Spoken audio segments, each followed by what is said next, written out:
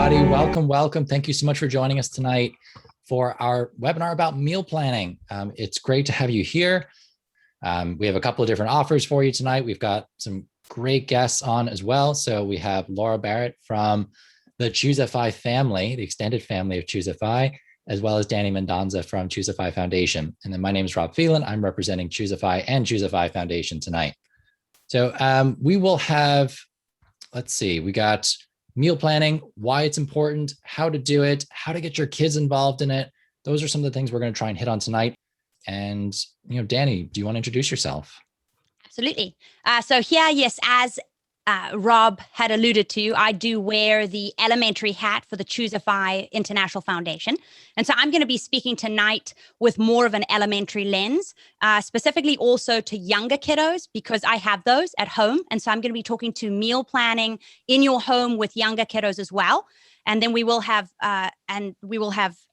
Rob talking about high school, and then finding out that middle with Laura having some of her kids in the end of elementary into middle school as well. So we kind of are trying to make it conversational as possible and real world as far as that's concerned. We also do have a couple of good resources for you that we're going to be giving out. We do have a drawing for a knife set, and I'm going to talk a little bit more to this knife set as we continue. We have some coupons, earning money coupons, basically getting you to talk about money with your younger kids this summer. So that is a resource that will be emailed out to you at the end of tonight. We also have some meal plan conversation starters. This is as low down as pre-K all the way up to middle school for you to have conversations, because what you'll learn tonight is that these conversations need to occur as often as possible, but in a real world setting. And so we're going to give you some of those starters as well. And then we also do have meal planning A through Z, how to have conversations in a pre-K classroom. So we've got lots of fun things to give away to you at the end of the webinar, and look forward to chatting about meal planning. Yeah, and just to clarify, those are kid-friendly knives. So we're talking about these plastic, it's an 8-piece plastic set, awesome set of knives that are very kid-friendly. So you can actually have your younger kids cut stuff with them. I think, Dani, you have your 2-year-old handle those? And I do 22 months. No accidents yet? No. Okay, Laura, can you introduce yourself, please? Sure. I'm Laura Barrett. I'm a mom of 2. I've got a 9-year-old girl and a 12-year-old girl. Well, she'll be 13 next week. So we're about to become parents of teenagers for the first time. I've been on the FI path my entire adult life, and probably my favorite thing in the FI world is optimizing meal prep, meal planning, and trying to take it to the next level. So this is right up my alley. Awesome. Thank you so much for joining us tonight. It's like we hear so much about you on the Choosify podcast, and it's great to this is the first time we're meeting face to face. So it's wonderful to get to meet you and hear your voice as well. Because we hear the Brad side of the Barrett famy a lot, and we'd love to hear your perspective too, especially on the meal planning side, because it sounds like you're the expert there. Yes. Okay. So just so everyone knows, my name is Rob Phelan. I work with Choosify and Choosify Foundation as their lead curriculum writer for the high school level. So we have a pre-K through 12 personal finance curriculum. Dani and myself work on that alongside Mandy Burt and Lindsay Giroux to create a pre-K through 12 set of lessons, activities, resources that any parent or any teacher can pick up and use totally free. You can find those at choosifyfoundation.org. But tonight we are talking about meal planning, and it's kind of odd. Like sometimes people see meal planning like, well, what does that have to do with finances? Food is one thing, finance is something totally different. And as you all know, if you're part of the FI community, it's actually a big deal. Like, Dani, why is meal planning even a thing that we're talking about as part of the FI community? Great question, Rob. There are just so many ways to have good financial conversations through meal planning. You are already meal planning. In actual fact, it is because you're doing it, it's a great way to just have conversations with your kids. You're talking about money. We're just encouraging you to actually have the conversations with your kids. A lot of the time, we're internally having the dialogue, and we forget that if we were actually modeling, if we just spoke about it out loud, our kids are learning so much, from unit pricing to price comparison, even to just exploring money, looking at items in a grocery store, talking about value, healthy choices. There are so many great conversations to have through meal planning. And it's an easy way to start. And then Laura, I mean, you said you didn't like involve your kids in it that much. So it wasn't necessarily about the teaching aspect. So why do you meal plan so much in your household? Like what's the reason you guys do it? So I think from the FI perspective, the main reason we're all meal planning is to save time and money. I mean, that's a lot of what FI is about to probably the majority of people. I think you're going to save a lot of money if you're planning meals in advance. You're never doing that last minute run to the grocery store and grab the quickest thing, or worse, the $40 takeout meal that, has become more and more expensive, really, I'd say over the past few years.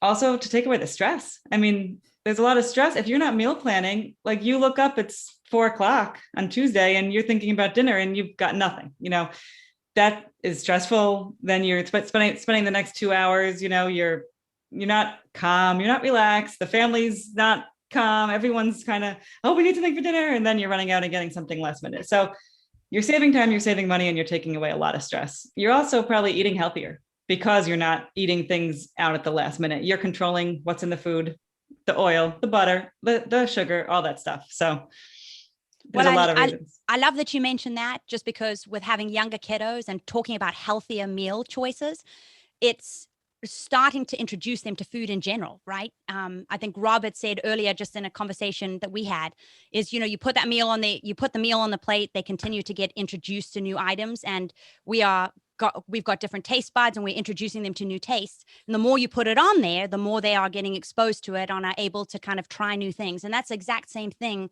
as far as just generally talking about meals in our house, is I'm viewing it with younger kids as an activity. My days are full. I'm juggling a whole bunch and getting them to have some of these conversations with me. I mean, my kids, I think about Zachary, who's 4, rarely wants to get stuck in and do whatever I'm doing. And so if I'm already meal planning and I'm expanding just their horizon, number one, but I'm also providing them with a quality conversation. Zachary said to me just the other night, what are we having for dinner? And I said, well, we were going to have a pasta-based dish, but I'm taking out the pasta and I'm going to be cutting zucchini, and I would love you to spiral it for me.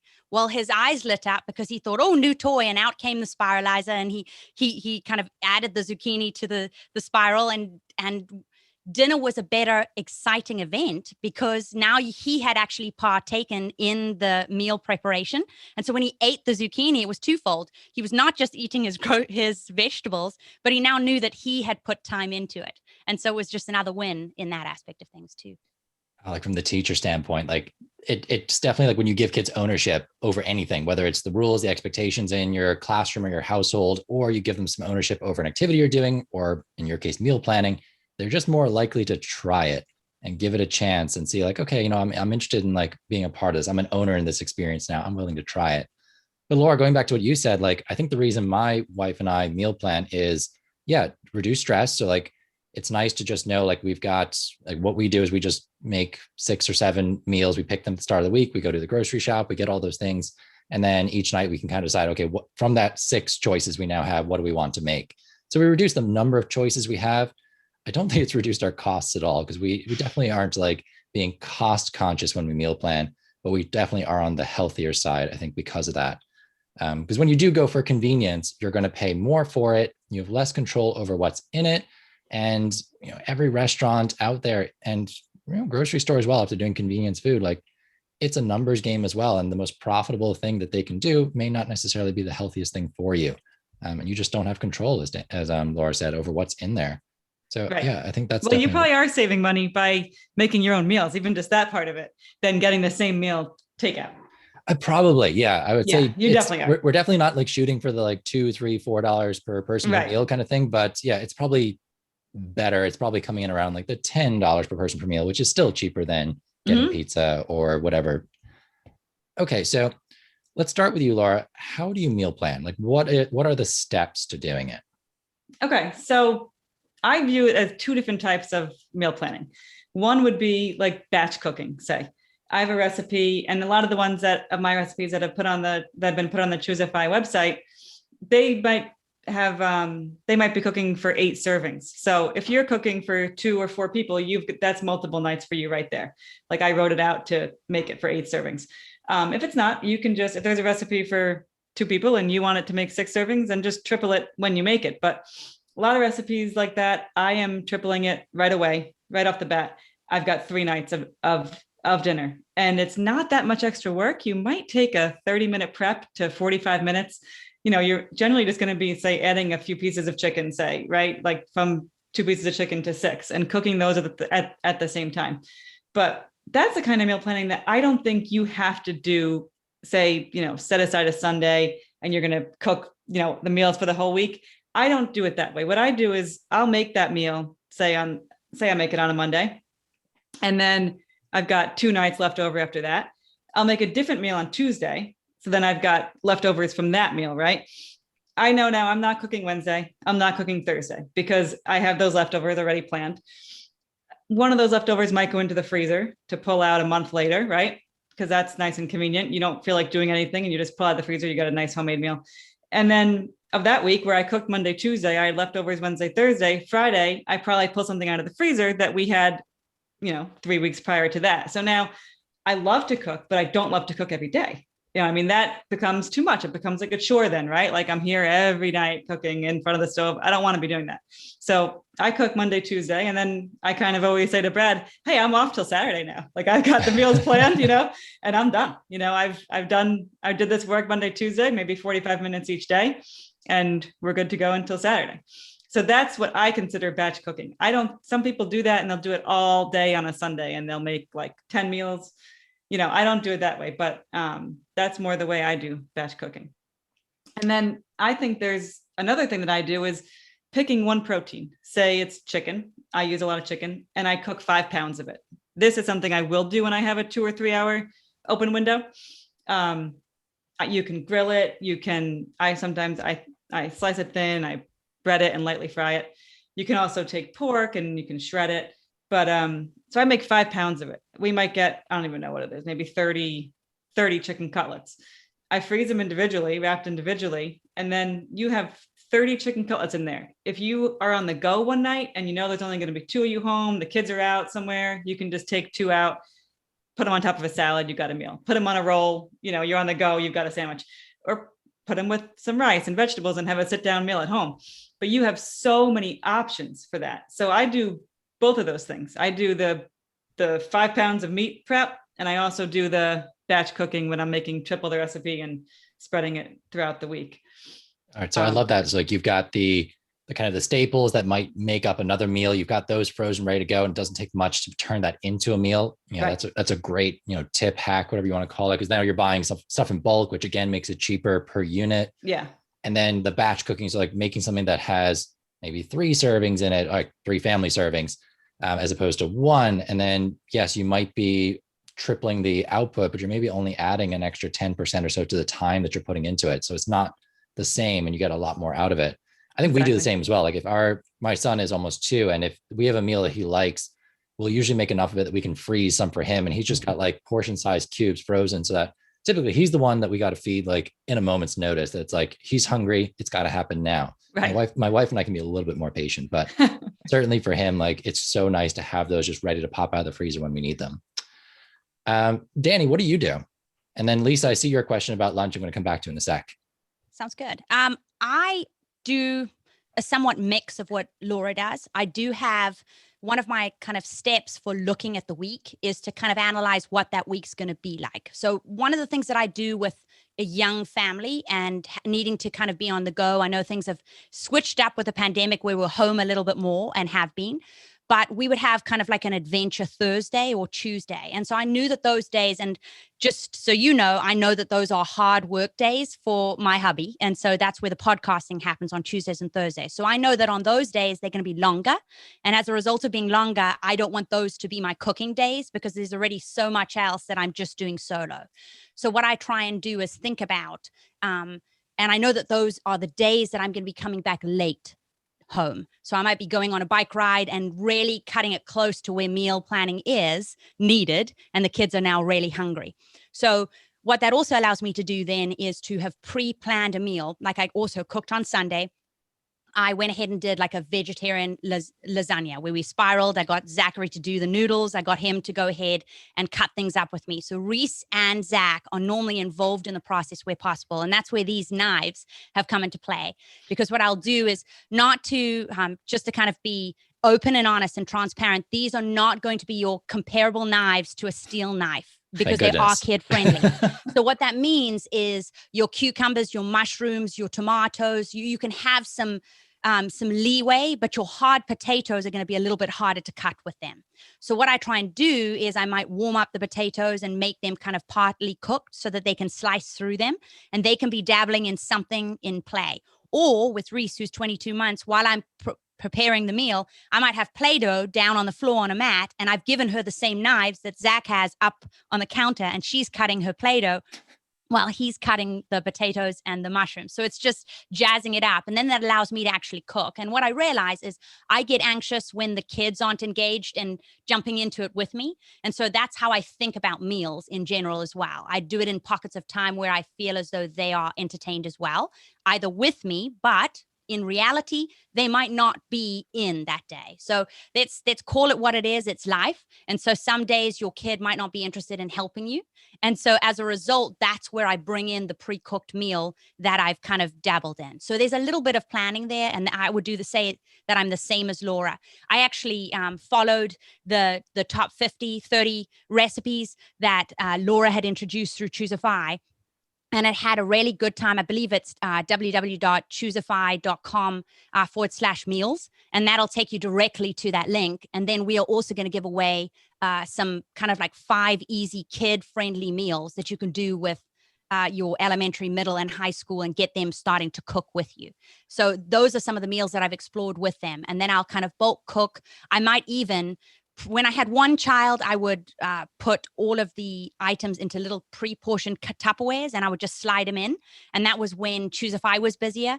But now having 2, I find that I'm trying to kind of find out where their appetite is and how much they need. So I'm dabbling in that, and that's changed a little bit. So I no longer put my meals in a pre-portioned container. I normally will just batch cook, put it in a larger container, and then take out as I need. But I've absolutely loved Laura's suggestion about cooking something, either like, even if it's a steak on the grill, if you were to go a little bit, high cost, but to slice that up. And then you could do it on sandwiches. You could go ahead and add a potato mix. You could add to that meal. So that's exactly how I would do it too. Yeah. And I think, just to put a bow on it, like for my family, we do something similar. And this kind of comes to Lisa's question. Lisa asked, these all sound like suppers. What do you then do for lunch?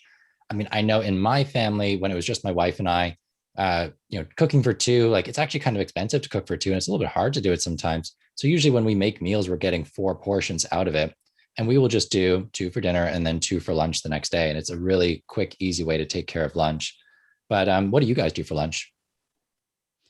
So I'll kind of jump into start, but I'll kind of think about what dinner meal I made sometimes. Like I might make a sweet potato enchilada where I throw extra chicken. And so it's one of those meals that has a good leftover base. And I actually find is better after the night than it is the night of.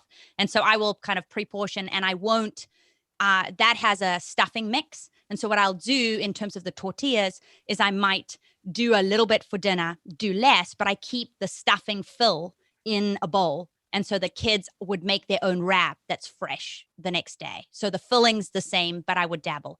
The same would be for sandwiches or salads. And my kids are big fruit eaters. And then I also try and keep the vegetables to a raw for them. So I would do my like broccoli and my sweet peas at my peas that they would, or edamame that they would go ahead and dabble in and just munch on the side. So a lot of raw is something that our family does, along with a little portion of the leftover chicken or something like that.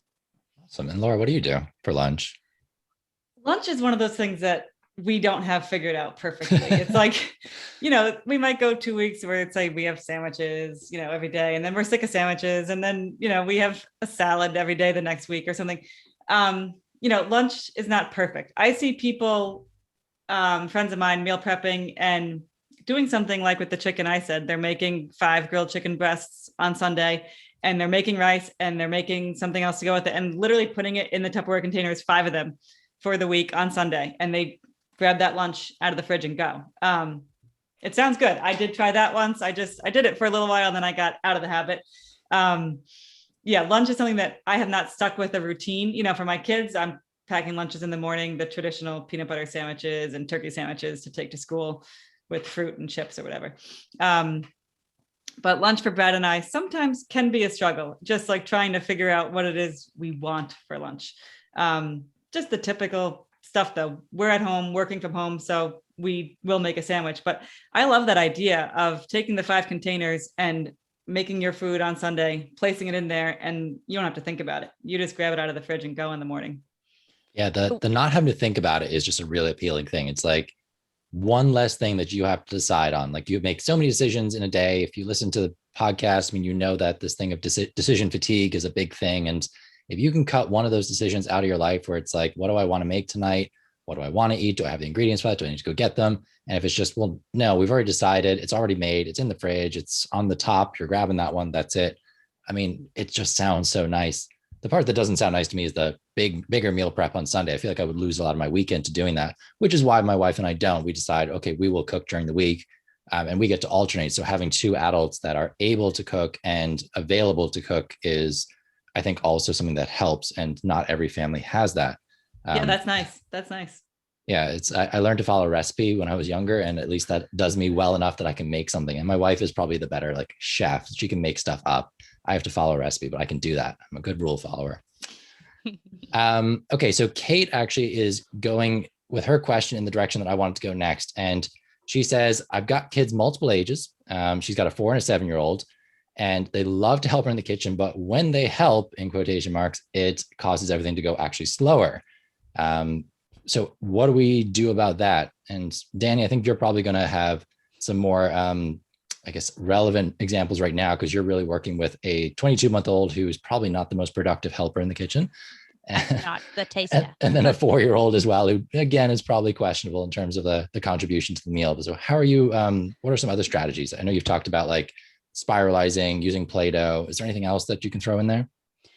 So another thing that I do normally do, and my goal this season has been to get them into the kitchen as much as possible and to feel comfortable, not to the extent that they walk up to my oven and touch. There are no touch areas inside. So number one, I try to set the guidelines for my family as to what's worked, as to what does work and what doesn't. So what I mean by that is there are areas of the kitchen that they know they have to ask for help. So I just mentioned that from a teacher standpoint, because in verbalizing those to my kids, I feel I am less stressed because I feel as though my kids know those are hands-off areas, if that makes sense. So grabbing a stool, and I have my little 22-month who likes to climb up on the stool. She knows she cannot go to the one side of where the oven is with the little switches. She just can't. So that's the stovetop. But another thing that I try and do with them is attempt to find them where they are, right?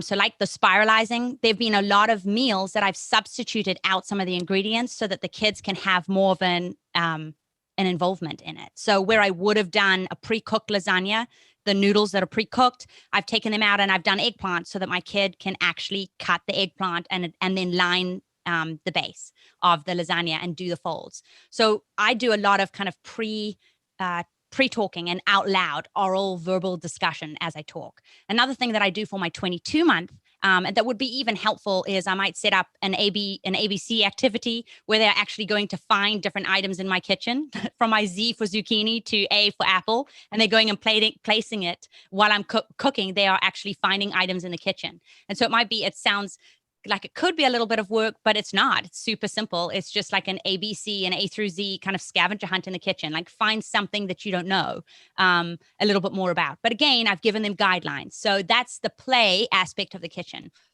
that I'll go do. Another thing that works for me is I set the parameters. Mom's going to be cooking for this period of time. Find an activity that you can do at the kitchen table with me. We're going to talk about different things and have conversations, but they know that might be. So another aspect that I do is normally do the play where I've done something with them ahead of going into the kitchen so that they felt as though I've given them time before going into the kitchen. Again, that's the teacher in me dabbling in that, but I find that helps me with my kids because then they are less if they are not involved directly in my cooking process, and they're less needy. Yeah. And that's the thing. Like if they feel like they're not being ignored, well, my son, at least, if he feels like you're ignoring him, he's going to find a way to get your attention back. And that's what they want. They want your attention. So finding ways to involve him has always been an interesting challenge. We're thinking about moving his play kitchen into the kitchen as well, so that he can kind of like cook alongside us, but in his area versus our area. And we'll see how that maybe works. He's 22 months old. He will get up in a helper stool, and he will, like, if I chop up the carrots, he will put them in a bowl for me. And he'll get about halfway there before he decides, you know what, it's way more fun to tip them back out again and then start all over, or we'll throw them on the floor, or I mean, I totally get where you're coming from, Kate, saying like that your kids can sometimes be a little bit more of a hindrance than a help. I remember my mom used to pick activities that she felt like kids couldn't, not mess up too much, but they could certainly explore and try things. And there's very little room for error. So like she would do things like make bread, and she would say, okay, come help me knead the dough. Like you can't really go wrong with that. Like you're just going to like help roll it out or push it out or cut cookies or things like that. Like, so she would involve them in those areas first. I say them, I'm talking about me when I was a kid. And then as we got older, the types of tasks we were given changed as well. So anything to add on that, Laura? Because I know you have one who loves to cook with you and one who maybe isn't as interested in it. Yeah, my one who loves to cook, she's 9. So she does go to some cooking classes outside the house. So she has, a base knowledge of what to do in the kitchen. When she was younger, I mean, things like you said, things that she can't mess up too much, like something like cutting the lettuce for salad, ripping the lettuce, I mean, that can keep a kid busy for a good amount of time. Yeah. And right. And especially if you're making a decent sized salad, and they can keep ripping that lettuce. And I mean, they think they're making a salad, and they really are. So, I mean, that's something they could probably spend 15 minutes doing that, and you're doing the rest of the meal. I would just try to look for things like that, things that might take them a while, and, they really are contributing, but they can't mess it up. I think that's the key there. I love that you mentioned the lettuce, because I'm thinking about a win in our household is once you've washed the lettuce, I give my kids the job of washing the vegetables. So I'll put them into the sink, and then they'll give them a wash, which for water play is a win for that age anyway. But the second one is in terms of washing that lettuce is then you'll put it in the lettuce dryer that you kind of push down and they spin. And so then they end up starting with the lettuce, then taking the lettuce out, and I now have my lettuce, and then they've taken it off and set it on the floor and now create their own soup with their items. So again, they haven't messed up. They've done my small, checklist of my activity and then moved on to something else. And I call it a mom win when I found something in the kitchen that isn't dangerous and they are having a ball with. So I love your idea of moving the kitchen into the kitchen. So you're doing, and they are actually mimicking your cooking in front of you. I'm sure Declan is kind of looking at you and attempting to do the same. Yeah. And I mean, we picked up a play kitchen on Facebook Marketplace for, I think, like $10. Some families getting rid of theirs. Their kids had aged out of it. And then same thing with play food. Like it was so easy to pick that stuff up on Facebook Marketplace, clean it up a little bit, and then it's good to go. And he's got a wonderful selection of things. And we can ask him to go make a sandwich, and like he will make a sandwich beside us with his stuff while we're doing it with the real stuff. And he's very content to do that. He feels very involved. And then, the way you play with your kids, I think, especially at the younger age, is a way to, talk about meal planning even before you bring real food into it. So, sit down with them, go to the kitchen and say, okay, can you wash your vegetables? Can you wash your hands before you cook? Frying pan, it's hot. What sound does it make? Like those are all sorts of things that we can do that I think prep him for the moment where we're going to try and involve him a little bit more. But I love the idea of shredding lettuce. I have Declan sometimes break up the spaghetti noodles, like, break the pasta noodles up before they go in the pot. And he'll spend ages doing that. He loves just breaking little things up into tiny pieces. And you can't do any harm with it. Well, another thing that I'll do in terms of sensory play with Reese is put the spaghetti noodles into like a little dub of Play-Doh. And then she has to put Cheerios onto the spaghetti noodle while I'm cooking. So it's food. Yeah. It's food. And we'll just talk about, she's not actually doing dinner, but she's playing. All right. So we are at 8:30. And just for anyone who has joined us a little bit late, we have Dani Mendonza and Laura Barrett. And my name is Rob Phelan. We're talking about meal planning. So far, we've talked about why you meal plan. So making sure you're talking about like saving money, saving time, lowering the number of decisions you have to make, reducing the stress in your house, particularly if you are operating a very busy house. I know my house does not have a ton of moving parts in it, but Laura, you were telling me like you have a daughter who is still at swim practice right now. And I imagine like dinner's got to happen somewhere around that. You have another child who's probably got activities too. So does meal planning really help you guys, I suppose, manage all of that too, like keep everyone else's schedules going? Yeah, so that was something else I wanted to touch on. Part of what Dani said before is looking ahead at your week and seeing, okay, where are we going to be this week? Are we going to all be out 3 nights a week? And then I have all these meals planned that no one's going to be home to sit down and eat, right? Because, the reality, my kids are 9 and 13. And the reality is that most kids around those ages, they are in a lot of activities, especially now that things have opened back up from COVID, but they are in a bunch of activities and they happen mostly between 4 and 7 p.m. at night, most of these activities after school. So while the family dinner of everyone sitting around the table, I think it doesn't happen as much with kids this age. It might happen when the kids are preschoolers. It might happen when they're a little bit older, but at this age, they're out a lot. So right now we're in pool season. So my kids both swim. One swims on 2 teams, one swims on just the rec league summer team, but they have different times practices and they're all in that evening time. So I sit down and I say, like, I need to look, we're not going to be home. So now I changed my whole menus for the summer and I have what we call pool food around and able to grab quickly and bring to the pool. So even tonight, Brad and I were at the pool. One was having practice, one was waiting for her practice. And I brought a tortellini pasta salad, tortellini, grilled chicken that I had made and just cut up and threw in there, fresh mozzarella and some sort of dressing on it, tomatoes in there and broccoli. So you've got everything in one meal. You've got meat, protein, whatever else you're looking for, vegetables, and it was delicious. I mean, we had that tonight. We'll have it again probably 3 nights from now at the pool when we're up there shuffling more swim practices. So it's about looking at where you're going to be, and is it realistic for me to sit down to, a stew? Like, no, it's not. I'm not going to be here. We don't have that kind of time. So I keep things like that pasta salad in the house. I keep rotisserie chicken maybe this time of year, hard-boiled eggs, vegetables and dip ready to grab and go. So it's about looking at what is your reality this week and not what do I want to cook, it's, you have to realize where you're going to be and what mode you're in. I love that. Cause I mean, it sounds exactly like the conversation we have around finance. It's not a one size fits all. There's the ideal life that maybe we are striving to get towards. And then there's also just where you are right now. And what are those goals that you have? Can you hit those with the current constraints that you have? So, I mean, if you guys are saying we want to have reduced stress, we want to have relatively healthy meals, we want to be able to take them with us. So we're not looking for something messy that, can't be transported in a container. Like those are all goals that you can try and hit. And meal planning allows you to hit those. I think like if you weren't thinking ahead, you would get to pool night and you'd be like, I don't got anything. Like we're going to have to pick up something on the way to the pool or the way home from the pool. And your choices then are becoming much more limited in terms of the health control, the money, whatever it is. Like you lose a little bit of that control. Yeah. I mean, we were at the pool and we saw 2 families having food delivered to the pool. I'm sure they spent $50 to get that dinner to the pool. And we spent probably $5 on the tortellini pasta salad that we brought, so, and we noticed and we're like, oh, you gotta try to do something to make that not happen so that you're not getting $50 of dinner delivered to the pool 3 nights a week. Yeah. I mean, like the once in a while, sure. By all means, like it's a great fun activity. It's like, we do that too. Yeah. I loved getting pizza delivered to the pool during the summer when I was a kid. Yeah. But yeah, if you're doing it all the time, like it's going to hurt at some point on your wallet, your waistline, whatever you want to, whatever lens you want to wear it through. And just thinking a little bit ahead here is what's going to save you that money, that time. If you are eating that little bit healthier, then I think a lot of us just feel the benefits of that as well.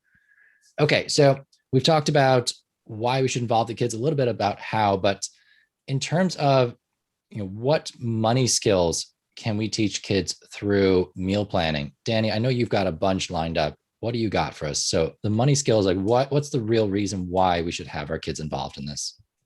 Sounds good. So the first one that comes to mind right off the bat is just price comparison, right? The ability for someone to go into a store and know that a product is not going to be the same necessarily from store to store, even within the store.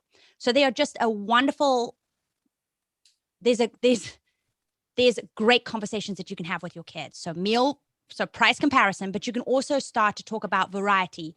So you're talking about now like when you're in the grocery store itself, right? Absolutely. So when I go into the grocery store with my kids, the very first thing that I will try and do with my young kids is narrow their focus. There's so much in a store already as you go in. So I'll say to my kids, today's focus is I want you to go ahead and find bananas when we go to the produce section. And I want you to try and see if you can find me some numbers that are associated with that fruit. What do you see? So I'm already directing their attention. What that does for my kids is it prevents Zach from pulling Reese's hair, number one. So I'm not putting out a tussle that's happening in the cart as someone leans over someone else and they're staring over one another. But it's also encouraging them to look around and observe as they're walking around the grocery store. Then I say to him, because he naturally looked, and he said, Mom, there are 2 signs for the bananas. I said, oh, okay, what? Now, this is a kid that hasn't learned to read yet, right? He's gotten some things down, but he's still learning how to read. And so I said to him, okay, well, what do you notice even on the signs? And he said, well, there's an O. So I said, okay, that's organic. Do you know what organic means? So you can start to have some conversations with them at their age appropriate level. Now, if I was taking that conversation from not just, pre-K, and I was to move that into an elementary classroom, I'm now starting to take them down an aisle. I'm looking at oatmeal. And I'm saying to them, okay, look at the oatmeal for me. What do you see? So one of my kids might say, okay, there's a larger container. Why do you think they're giving us a larger container? So you get to talk about bulk shopping. So you get to talk about buying in bulk and what that would do from a cost. And then as they're looking, they say, okay, well, what are all these tags on the aisle? What do they mean? Unit pricing. So every single item has got a unit price associated with it. So then now you're in a 3rd through 5th grade conversation, right? You're talking to them about unit pricing. Then as you go into middle school, you're starting to say, okay, now let's think about a recipe before we get to the grocery store. So today in our recipe, we were needing oatmeal because we were going to focus on a breakfast item where we were doing like a breakfast casserole or something that we were doing in the crock pot, right? And I want you to look at the 2 different costs that are associated with an on-brand versus an off-brand item. Again, a good conversation, you're narrowing their focus, and then you're taking that same conversation, Rob, to a high schooler, and you're saying, take my recipe, and now I want you to see if you can find a substitution. Take an ingredient out and substitute an ingredient that might be healthier. So I might be able to take out a syrup and put in an agave. I might be able to take out an item. Mm-hmm. Or I might also have to make some choices for an allergy. So you're taking the same conversation where you've narrowed their focus in the grocery store and you're just going ahead and having it at all levels. And it is easy to do if you literally just look at one aspect of meal planning that you want to focus on. And for my kids, my focus is value of the conversation that I'm having with my kids, the conversations that I can have about money through meal planning. Yeah. And like when you go to the high school level, and just so everyone knows, if you're looking for a little bit of framework or help with this, like maybe you're brand new to meal planning, we actually have meal planning projects for elementary, middle, and high school. So these are projects that are part of the Choosify Foundation curriculum, but you can actually bring into your home. They'll work the exact same way. So I'll tell you about the high school one, because that's the one I'm most familiar with. In the high school one, we will look at meal planning as, okay, there's 7 days in the week. There's 3 major meals that happen in the day for most people. If you only do 2, then you would just work off 2. If you do 4, then you work off 4. And you would say, okay, we need a meal for each of those. And I challenge my kids, like, okay, I want you to make a meal plan for the week. So 7 days a week, 3 meals a day, that's 21 meals. What do you want to eat this week? And they'll think about it. They'll fill in the chart and like, okay, what ingredients do you need to make those meals? And they'll get on Google typically and look up recipes. They'll list their ingredients and they'll make basically a grocery list. And then I'm like, okay, well, how much do you think all of this is going to cost?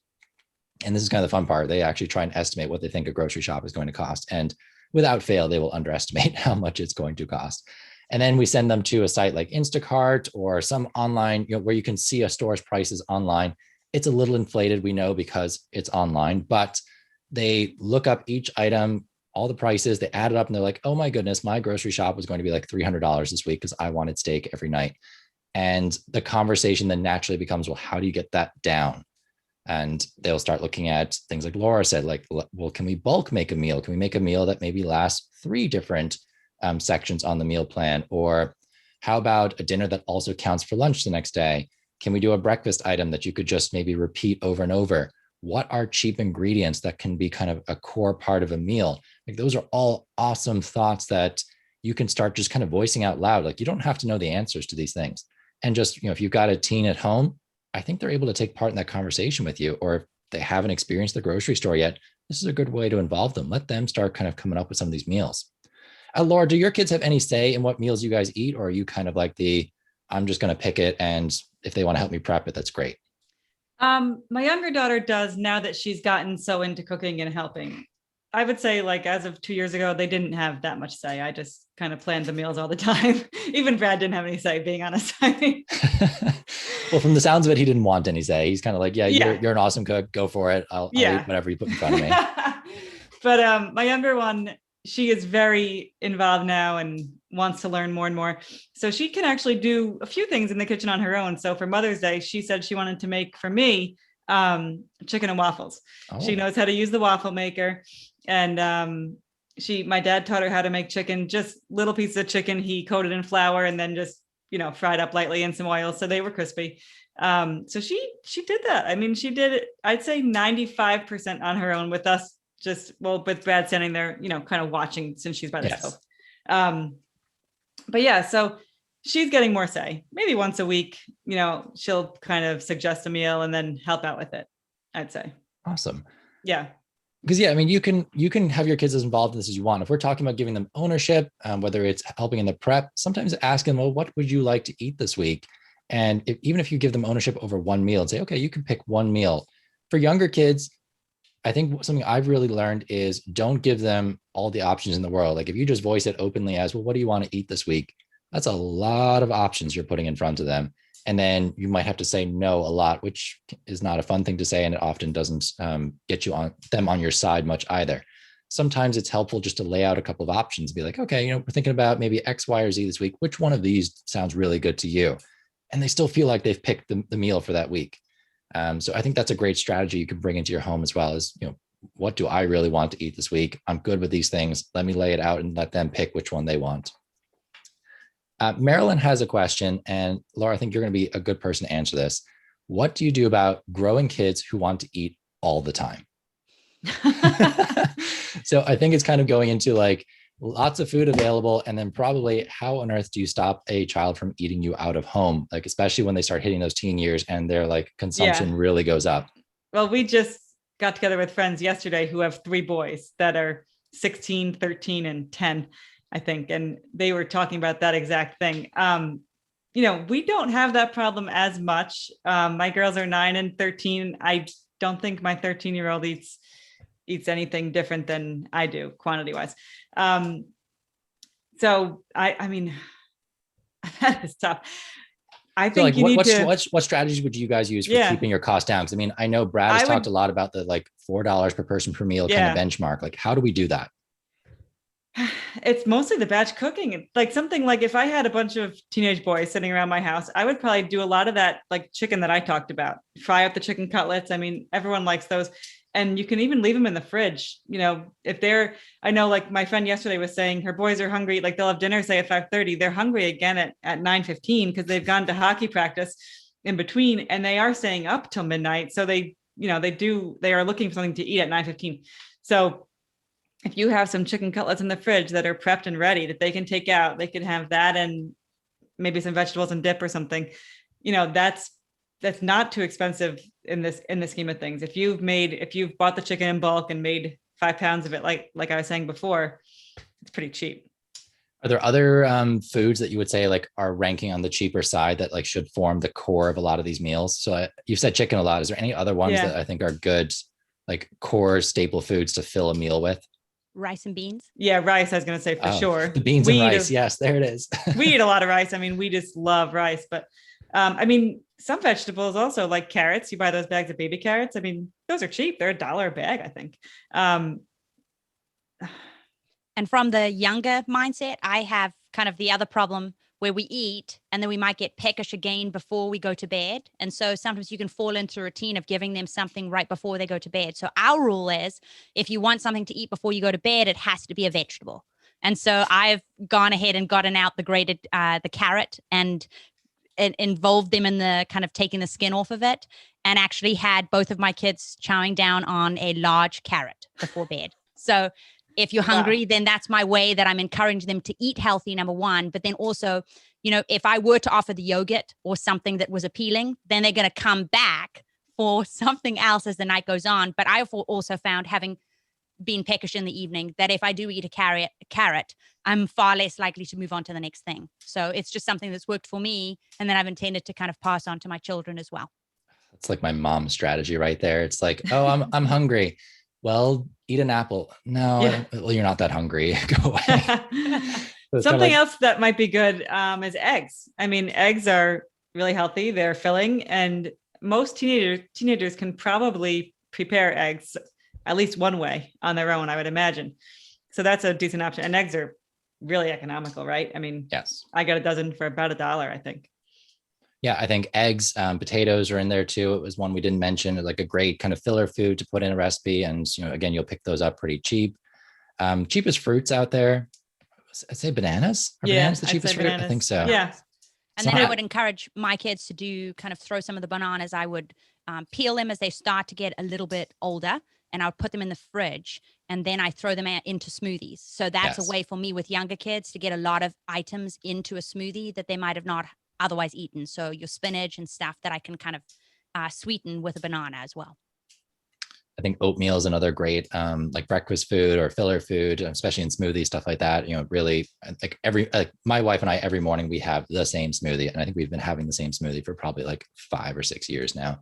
And I do the exact same thing. We're still not over it. It's like, there's no decision process involved. Like, we have frozen bananas in the fridge. We've got a protein powder, cacao powder, oatmeal, and almond milk. And that's it. Like, that's our smoothie. And every morning, and I don't know how we're not sick of it after, 5-6 years, but it's very cheap, and it's also very filling. So like, I'll take it to school, and I won't eat again until maybe 12 or 1. So from 6 to 12, I don't eat anything else, and I'm good to go.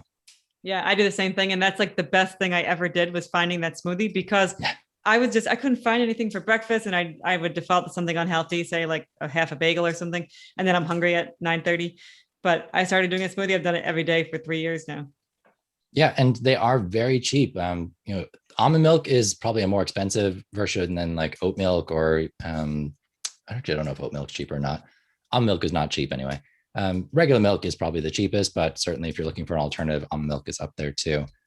All right. So we're at 8:48. We've got about 12 minutes left. Does anyone have any questions in the audience that we can answer for you?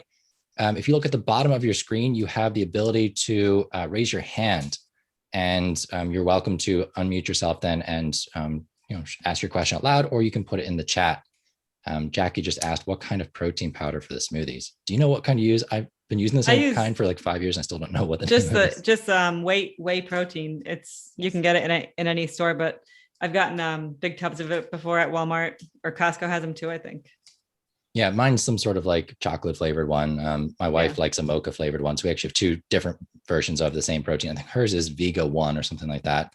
And we get it on Amazon. It's auto ordered every month, because it actually almost to the day will last us an entire month. So we get the 15% discount to just do an auto order on Amazon. Nice. And it works out well for us. What I love about the smoothies, I kind of think back to raising my kiddos, is I got those reusable pouches where you can fill the smoothie. So in terms of meals on the go with younger kids and go to the pool, is I would kind of do smoothies earlier on, have an extra amount, and I have those reusable kind of packs, and I would pour the smoothie in there, and then my kids, I knew exactly what they were having in that smoothie. And so I was able to make sure that they kind of touched on each of the food groups in a day where I know that we had kind of had a busier day, but that was a win. And then again, even taking the fruit and the apples and peeling them and making my own kind of apple juice, etc. I knew what was in it. So another win. Oh, I love that. What are there any other like little hacks, I guess, around meal planning or meal prep that you guys do? Any apps that you use, any tools that you have, other like accessories around that you feel like, this saves me a ton of time, ton of money, ton of stress, anything like that? I don't particularly have an app or a tool, but one thing I did want to bring up was that I meant to say earlier, talking to kids about money and meal planning and all that. One thing what I do a lot is when I make a meal and we're sitting down to eat. So we had 3 of us one night there, and it was chicken franchise, something you can get in any Italian restaurant. And the one that will be, I have a recipe written up for that hasn't yet gone onto the website, but it will be going soon. The recipe makes dinner for 3 that I have there. And I think it is $7 with Brussels sprouts on the side. So you've got pasta, chicken franchise, and a side of Brussels sprouts. Now we've sat there and we've had our daughter add up what this would cost in the restaurant, right? You go to most Italian restaurants, we have her add up. It is $15 per plate, and we had, if this was 3 adults, we had sitting there eating, each person had a beer on the side. Mm-hmm. Okay, that's $6 a person in the restaurant. And we had her add all this up. The dinner for 3 people in the restaurant with tax and tip came to $80 that she added up. And we were eating it at home with the beer each for $10. I mean, and so like when she saw that, her mind was blown. I mean, she couldn't believe it. And she's had that meal in the restaurant and she's had it in our house. It didn't taste that different. So that's a lesson that really took with her, I think.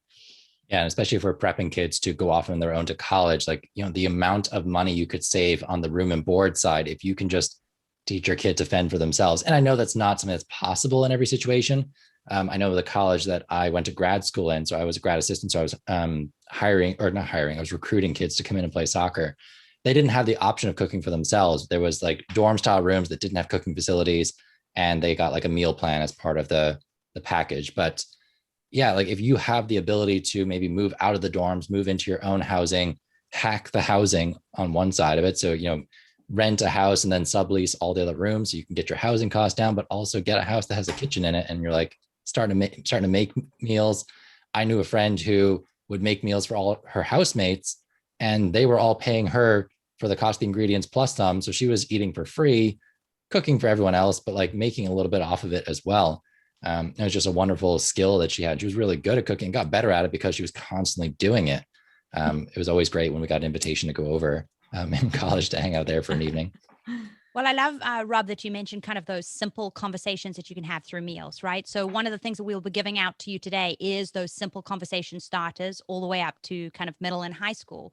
But what I have found kind of even when I first arrived in America from Southern Africa, I was kind of overwhelmed with how much choice there was in a grocery store. And I can still remember that as kind of a recent high school graduate, right? And so one of my goals, even with my kids, is to alert them to how much choice there is, but then zone their focus into an area and why I have chosen something. So I'm basically taking away from them the choice and the overstimulus, right? Being overstimulated by all there is in the store and narrowing their focus. And that has kind of been something that's been a driving force in the conversations that I have. But something that touches, close to my heart in terms of middle schoolers, because we haven't talked as much about middle school tonight, but is them going from elementary into middle school and being adolescents, right? Having a period of time in your life where you start to maybe not talk to your parents as much as you did when you were in elementary school. And I can still remember that time. So one of the things that meal planning does is allow you to sit at the table and have a conversation with your kids where you might necessarily not feel a little distant in pockets, but you can have a conversation about a process that you're doing and talk out loud to them about something that you're doing. And what you realize, even in terms of you talking, is you're having a conversation and they feel as though they've taken a peek into your world, right? It's a safe conversation for a teen, right? Like it's not prying, it's not personal. It's maybe not going to shut them down as much. And of course, I'm thinking back to when I was a teen, and also I work with teens every day as a high school teacher, but I don't have one of my own yet, thank goodness. But yeah, thinking like, that's a very safe conversation to have. Like, let's talk about the food, and then bringing the monetary side in as well. We have a couple of questions. So Jake says, I'm brainstorming here, but what about setting a budget for your teens, 14 and 17-year-olds for him, for the week, and allowing them to do all the shopping? I could see it. I think it's brilliant. I think my mom, at some point when I was probably 16, 17, she was dropping me off at the grocery store with the list and like, here's the list, here's the budget, make it happen. And it was probably more so because she had other things she needed to do than teaching me a lesson, but I got some lessons out of it. But yeah, like giving your teens full autonomy over that. That sounds interesting. Absolutely. One thing that comes to mind originally is to keep it simple to start. So not overwhelming them with everything to start. So even if you went to our website and you looked at kind of the elementary meal planning video, and it kind of talks you through how to do it, they could just look at one day to start. And you can gradually pique their interest and expand that from one day. So that's kind of the difference between the elementary, middle, and high. Is elementary starts with all the meals for one day. Meal planning in a middle school would go to 3 days, and then in high school be a week. So you can kind of start in small pockets over your summer, and especially in your summer, just work with one day. Start small and simple so that they're not having anxiety over the meals or something that's new, and then start having conversations with it. So, yeah, particularly like even one meal, like you bring them to the grocery store and say, okay, you go find the ingredients for your meal. And then when you're home, whatever day it is that week, let's make your meal and get them really involved in that process. So you're just kind of baby stepping your way into it. I love that. And then you had also spoken to kind of like what apps we might use. Yes. I had some success with Paprika. It is one of those where you can get I do believe it is there is a fee associated with it, but our family has loved it. And I do love it because in inputting all the ingredients that you might need, it puts them all up and then also tells you, it divides it into a produce section, etc. So as you're going around the store, then you can go in kind of an orderly manner and have conversations with your kids. So I've enjoyed Paprika, but I know you don't have to do that. What I've found with Paprika is we paid for Paprika to start earlier on in our marriage, where we were going ahead and starting to find our way and find our rhythm as a couple. And then as we got good in different areas, then we switched. So that would be something that I would also encourage you to do, is not feel stuck in something that you've started and that you have to continue. Is look at your area, your pocket of your life, and feel, willing to try something new. And if it doesn't work for you, try something else, not being stuck in something that's making you kind of like a slave to your kitchen. Yeah. I mean, and Paprika was nice. I think it was like, you could pre-populate all the ingredients for a meal, right? So you could just click a meal and it would just send all those ingredients to your list. Yeah, that does sound awesome. My wife and I, we keep notes in our iPhone. So we have a shared note in our iPhone, and every week we just say, okay, here's what the menu is that week. And there's a lot of weeks where we're like, it's Sunday, we need to go grocery shopping. I can't be bothered coming up with a menu. Let's find an old one, pull it up, and all the ingredients are already there for us. And we know that it's 6 meals that we are very happy to eat, plus a freezer meal that's probably already in the freezer ready to go. So it's certainly something you can throw out very quickly. And you did mention the meal planning course that you have at the elementary age group. And I do want to go back to that because that is such a cool resource that is there. Can you tell us a little bit more about it? So what is it? Absolutely. So it is the meal planning is geared towards your 3rd through 5th grader. I basically serve, it's self-paced and self-driven. So the idea that your kid, 3rd through 5th grade, now that if you've got a kiddo that's older than that, don't let that particular age group be an off-putting factor, right? They could. They're not going to be lost there. They're going to be able to get just as much. Absolutely, out of it. Yeah. Absolutely not. So you could go ahead and take that 3rd through 5th and go younger or older, depending what you need. But it's self-paced, self-driven. So you could encourage your kids to have the conversations with me. I'm talking them through. I actually go on to. You could do an actual. I encourage you to go into a grocery store and just let your kid explore for a period of time. So you are walking around with them, but you don't have to say much. Just let them explore and get used to the feel of a grocery store. Often that is daunting in itself. It is a 20-minute video that is broken up into different parts. So I give them an introduction to unit pricing. I give them an introduction to price comparison. If you wanted more in price comparison and unit pricing, we do have a 14 video series at www.choosify.com/finlit-families.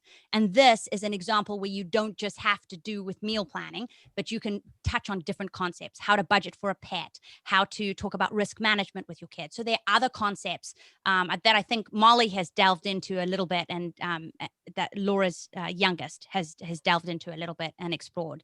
But the idea is with the meal planning is I encourage them to think about meal planning, go into the store, actually make meals for a day. They have to do the snacks, the breakfast, lunch, and dinner, and they have to do the meal preparation themselves. So you could be a part of that if they needed it, but it's all self-driven and self-paced, and it's available for a 3rd through 5th grader. So the barrier to entry or the worry from parents, let them do it. Let them make a couple mistakes. Be there to let them, as they cook in terms of the safety side of things, but let them dabble and let them make the mistakes now. Absolutely. Laura, I know we're at 9 p.m. and I know you need to jump off because you have a child who's coming back from swim practice. Any final words you want to say before you drop off? I mean, thank you so much for being here tonight. Yeah, this was great. Just one thing, I do see one question in the chat. Someone wrote about snacks that can be pre-portioned without. So just to answer that real quick, she said, that are not fruit, nuts, or granola bars. Off the top of my head, we do a lot of cheese sticks and yogurts. I mean, those are quick grab and go, and overall somewhat healthy for you. So I just wanted to answer that. But no, I think this was great. I think there's a lot of good information put out there, and I think everyone should be able to have taken away something, whether it was meal planning on their own or meal planning with their kids. And I think it was a good time. Yeah. Well, thank you so much for joining us tonight. Dani and I are going to hang on for a couple more minutes because we have the knife set giveaway that we want to do, and we have a promo code for you as well for the Finlit for Kids. So definitely hang out for a sec.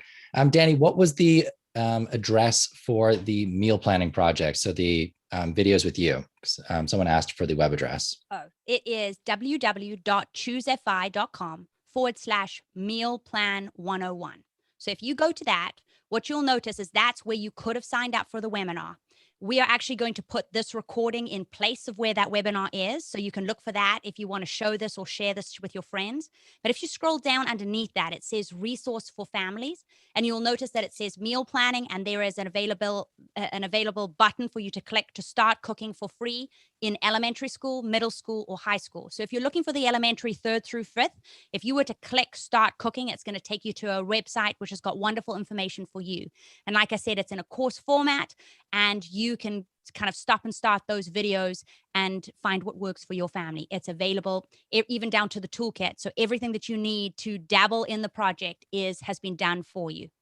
And I would highly encourage you guys to watch it as a family. Like, it's not something you have to just put your kid in front of and say, okay, you go watch this, I'm going to do something else. Like, you are more than welcome to sit down together, stream it on the TV, and be like, okay, let's talk through this thing together. It sounds like a great, family activity to do. And then it leads into, let's do some meal prep, some meal planning. Let's make some stuff together. Like, there's a lot of different things we talked about tonight that you don't have to do all of them right now.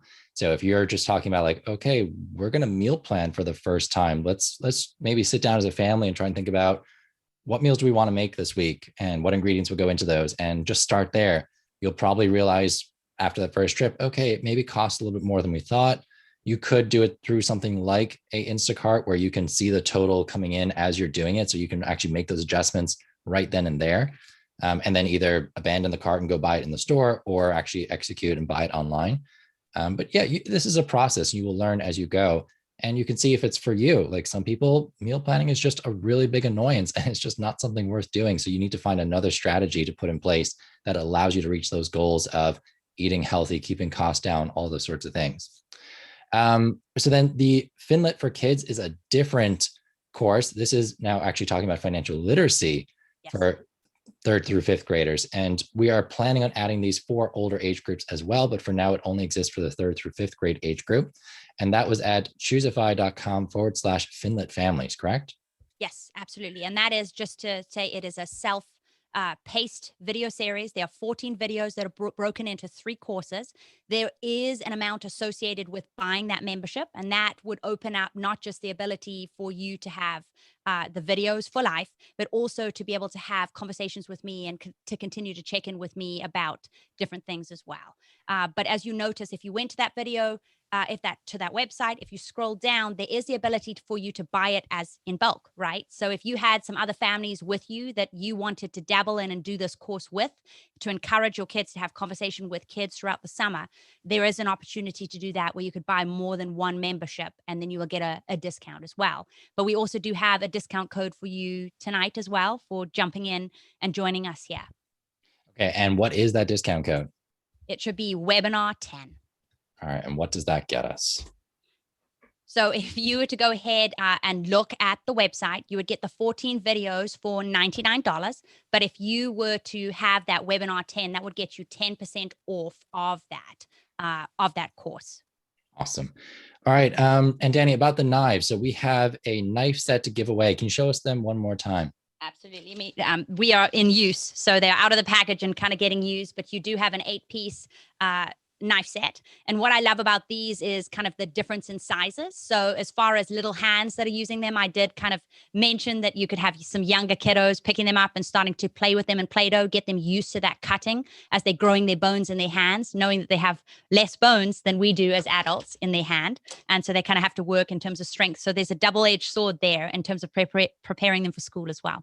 Awesome. So we're not giving those away tonight. We're giving those away at the end of the week.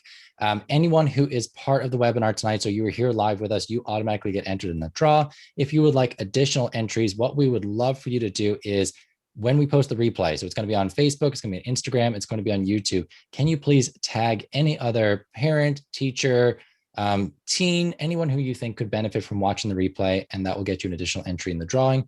We will do, what will we do on Sunday? Yes. Okay, Absolutely. so we will do a live drawing on Sunday, and we will post that on Facebook, and I will email it out to anyone who is registered for the webinar. But thank you all so much for being here with us tonight. I hope you got something really valuable out of this. If you're interested in any of our resources, you can always email us. I'm at rob@choosify.com. Dani is at dani@choosify.com. And you can find most of our resources at choosefifoundation.org. Any final words, Dani? No, other than to kind of look out for that email that's going to have a bunch of free resources coming to you, from coupons to family starters about money. You have kind of 3 to 4 different aspects of activities and resources that are done, prepared for you, and to get you into the kitchen to start having meaningful conversations with your family. All right. Thank you all for being with us tonight. We'll see you soon.